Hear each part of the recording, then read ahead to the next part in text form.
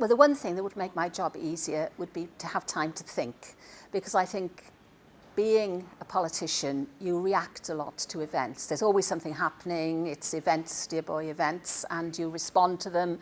And you don't always have a strategic overview about what you're trying to do and where you're trying to go. So I'd like more time.